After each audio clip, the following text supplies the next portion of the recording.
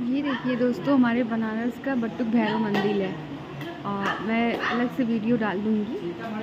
ये देखिए,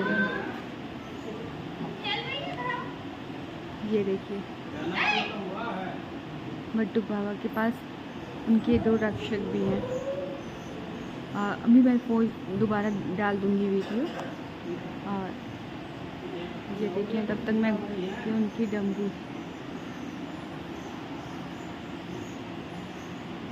और ये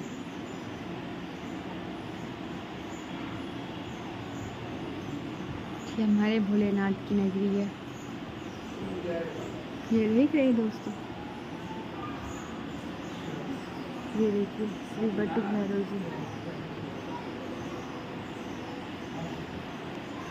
ये देखिए दोस्तों, अब मैं दिखाती हूँ बाबा का चेहरा। उनके भक्त लोग बैठे हुए हैं इसलिए। ये देखिए, यहाँ हवन सामग्री।